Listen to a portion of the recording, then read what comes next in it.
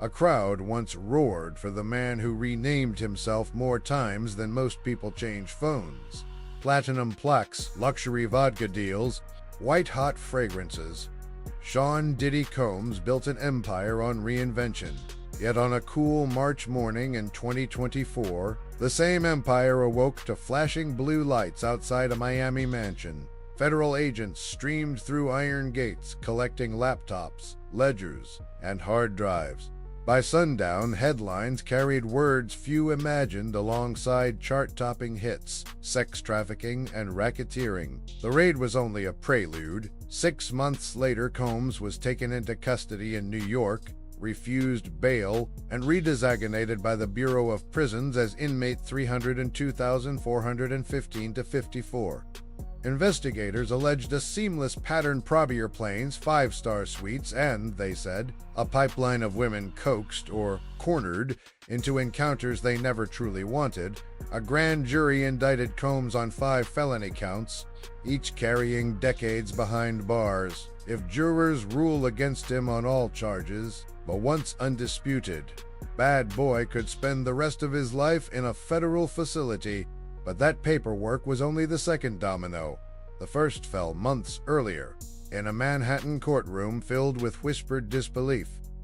Just before Thanksgiving 2023, R&B singer Cassie Ventura filed a civil lawsuit accusing Combs of years of manipulation and something darker. Less than 24 hours later, her lawyers walked out with a reported $20 million settlement.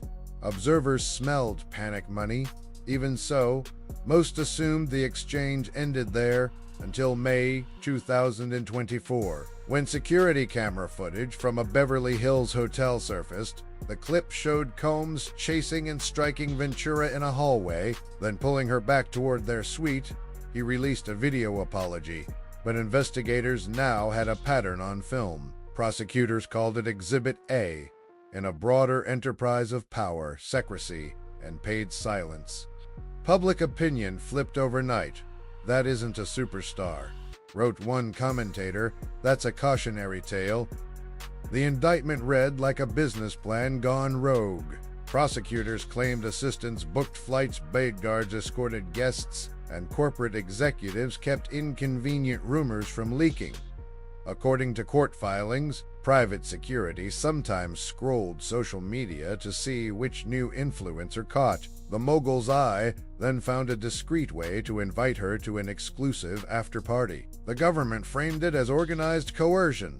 The defense called it lavish but legal adult nightlife. Either way, 5 separate statutes now carry the weight of possible life imprisonment. Yet paperwork cannot capture the emotional whiplash that one witness calls our dark love story. She appears in court under the name Jane. No last name, no photos, just a trembling voice recounting nights that felt at once intimate and unbearable. Jane met Combs in 2021 and soon found herself swept into what friends described as a private fairy tale. One night, they were sharing takeout sushi and old Die-Line episodes. The next, she was boarding a jet for Turks and Caicos. But the fairy tale came with fine print. Jane told jurors Combs enjoyed arranging multi-partner encounters he dubbed hotel nights. She went along, she says, to keep his approval and sometimes his affection. She remembers running bubble baths for him, rubbing his feet after studio marathons, and even receiving a $20,000 cash infusion to start a fashion line. During cross-examination, defense lawyer Tenny Garagos replayed voice notes in which Combs nicknamed Jane Crack Pipe, claiming he was addicted to her affection. Jane smiled at the memory, yet bristled at the implication that she was always a willing participant. She described a chaotic whirlwind of a shadow life, feeling pressured to invite male adult Fallman performers just to control which strangers appeared in the room. Every time she texted enthusiastic emojis, she testified, "I was really just managing his expectations." Garagos countered that Jane stayed by choice, mentioning designer gifts and the $10,000 a month rent he still pays. Jane replied with a question that silenced the gallery: "How much does my peace of mind cost?" Her answer left jurors in contemplative hush and signaled to prosecutors that her story alone might anchor the racketeering claim. While witnesses relive uncomfortable memories, Combs's attorneys advance a different script. They frame their client as forthright about his lifestyle, polyamorous, adventurous, sometimes excessive, but never criminal. They highlight texts in which he asks, "Are you sure you're comfortable?" And Jane replies, "Anything for you, baby." They note that no aide, so far, says they booked escorts or watched hidden cameras. The legal translation: without proof of an organized enterprise, racketeering falls apart, and racketeering is the charge that magnifies every other count. Geragos reminds jurors that consensual adults may experiment in ways society finds eyebrow-raising. Prosecution calls the behavior coercive. Defense calls it liberated. The result is a courtroom tug-of-war over the word agency, a concept so nuanced that a single cross-examination session can pivot public sentiment overnight. Whatever the verdict, corporate boardrooms have already cast theirs. Since the first indictment, Combs has relinquished his stake in Revolt TV, parted ways with a premium liquor partnership, and watched luxury retailers pull fragrance lines from shelves. Industry analysts estimate an 8-figure swing in lost sponsorships, equity sell-offs, and event cancellations. Ironically, perhaps inevitably, his song catalog has spiked in popularity.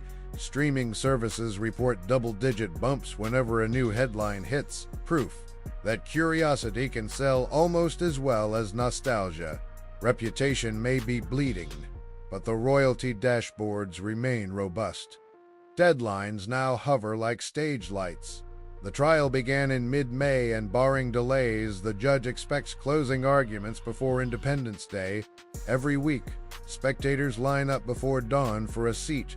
Sketch artists scramble to capture each raised eyebrow, podcasters parse testimony by lunch, and social media feeds pulse with theories. Was it power, obsession, or something subterranean neither side fully understands?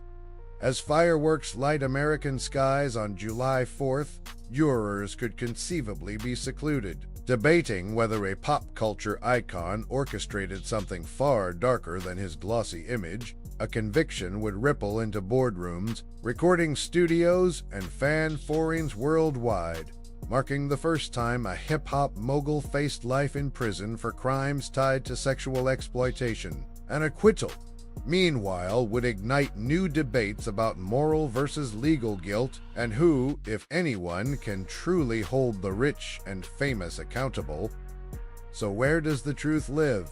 In Jane's fractured memories of affection and fear, in Cassie Ventura's $20 million silence, in defense exhibits proclaiming boundless consent, or somewhere the cameras can't reach. A jury will soon decide whether Sean Combs' legacy ends on a festival stage or behind reinforced glass. Until then, the story is yours to weigh. Drop a thought in the comments. Do you see calculated wrongdoing, consensual excess, or a collision of both? And be sure to subscribe, because the next revelation might arrive before the verdict gavel ever falls.